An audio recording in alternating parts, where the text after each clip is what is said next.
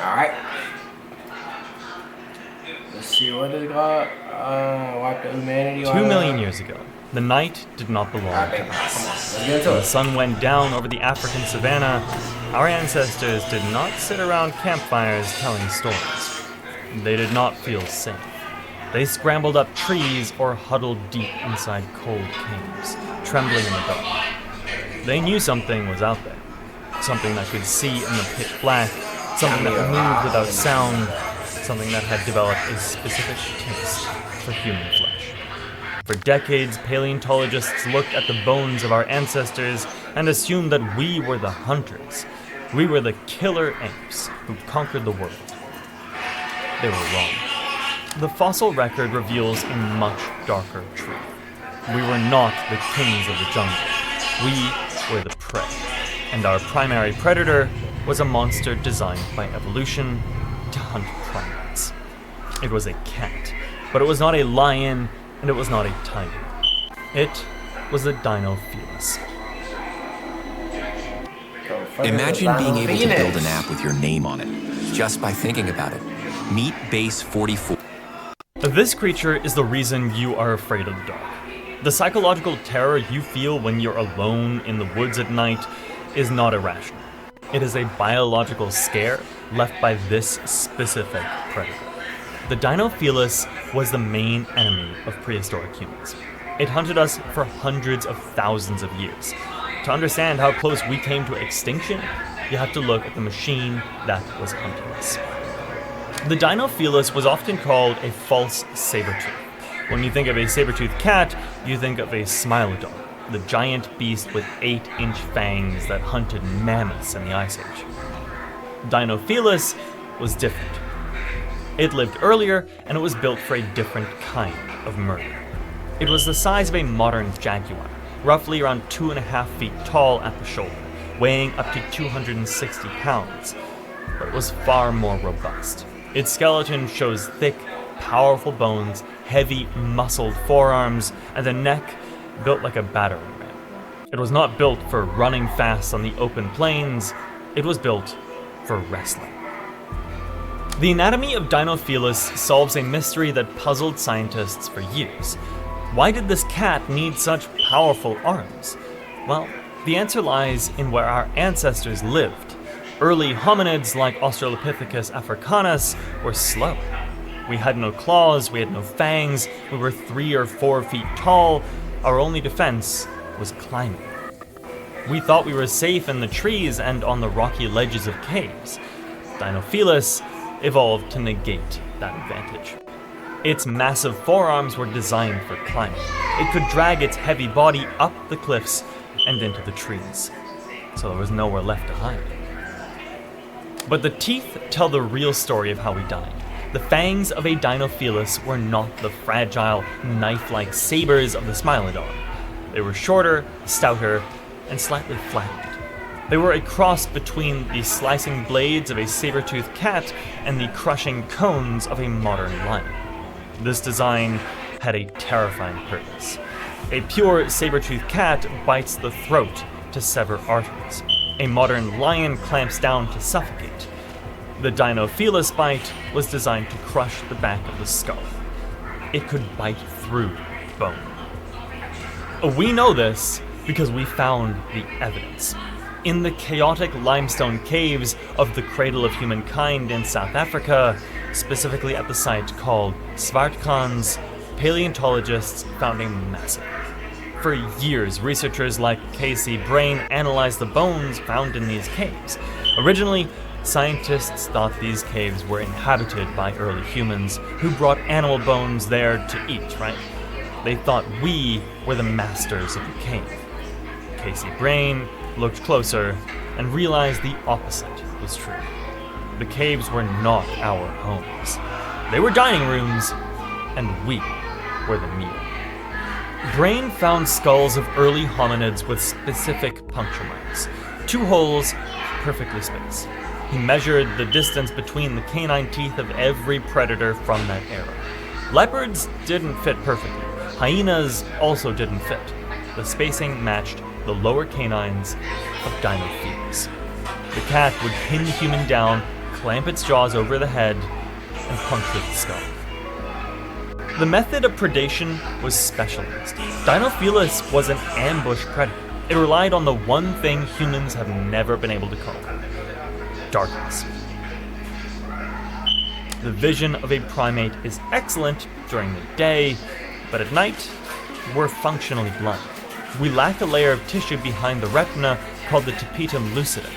The tissue reflects light back through the eye, giving cats their glowing eyes and superior night vision. In low light, a Dinofelis could see every movement we made, but we could see nothing. The environment of the Pleistocene epoch favored the cat. It was a mix of open grasslands and dense patches of forests. Our ancestors, the Australopithecines, spent their days foraging for fruit and roots in the open. But as the sun began to set, the dynamic shifted. The Dinofelis did not chase us down in a sprint. It waited. It used the tall grass and the shadows of the cave entrances. It was a game of patience. The fossils tell us that Dinofelis specialized in medium-sized prey. Carbon isotope analysis of Dinofelis teeth confirms that a significant portion of their diet consisted of primates. Unlike lions, which prefer large herbivores like wildebeest, Dinofelis occupied a specific ecological niche.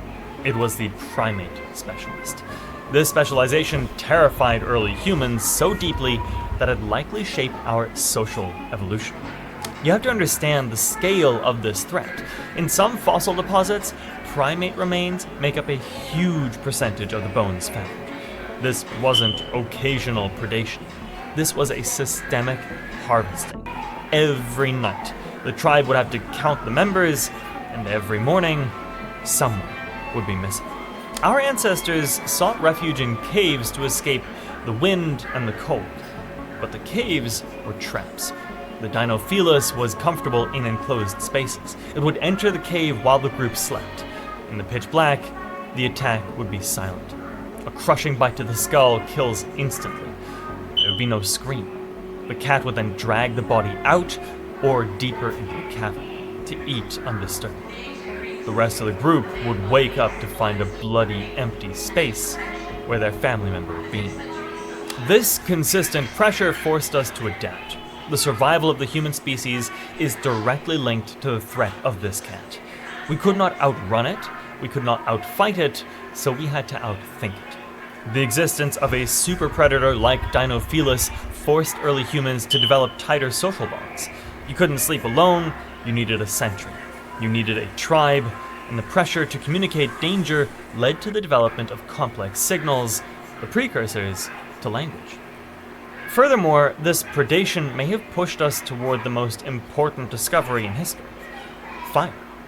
Fire was the only thing Dinofelis feared. The light would break its camouflage. The heat kept it at bay. Control of fire wasn't just about cooking food, it was about building a wall between us and the monster. The campfire became the center of human life because it was the only safe zone in the world that was dominated by this cat. Want to break into cybersecurity but don't have experience? The Google Cybersecurity Certificate uses real. The rivalry between human and Dinofelis lasted for over 1 million years. It was an evolutionary arms race. As we got smarter, the cat's advantage began to fade. We started using tools. A sharp rock or a pointed stick gave us a reach advantage.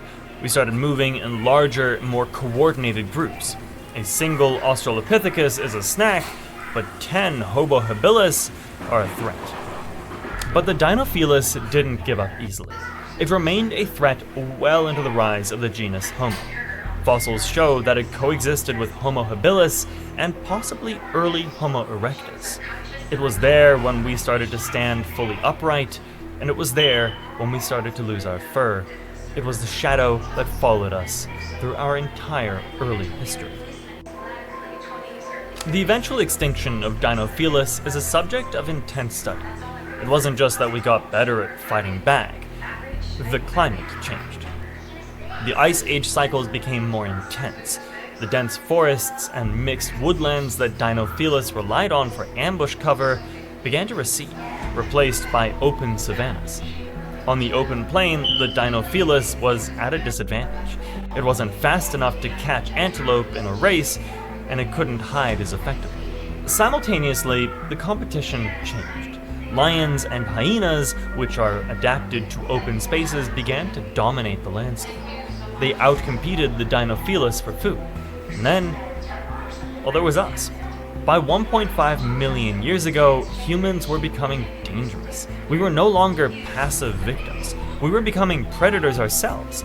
We began to hunt the herbivores that the cats ate. We stole their kills, and we disrupted their breeding. The man the hunted hypothesis, proposed by anthropologists Donna Hart and Robert Sussman, argues that our intelligence is not a result of hunting, but of trying not to be eaten. The Dinofelis was the primary architect of that pressure. It culled the slow, the unaware, and the solitary. It naturally selected for humans who were paranoid, alert, and social. If you weren't afraid of the dark, the Dinofelis would eat you. If you didn't stick with the group, the Dinofelis ate you. The humans who survived were the ones who checked every shadow. We are kind of like the descendants of the paranoid. There is a chilling artifact that serves as the ultimate proof of this conflict.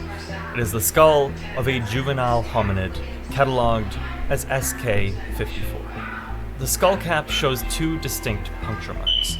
The spacing is precise. The shape of the holes matches the oval cross-section of Dinofelis' canines. The child was grabbed by the head, but the cat didn't finish the meal. Perhaps it was interrupted by the rest of the tribe throwing rocks, perhaps a leopard stole the kill, but that skull stands as a monument to millions of years of terror.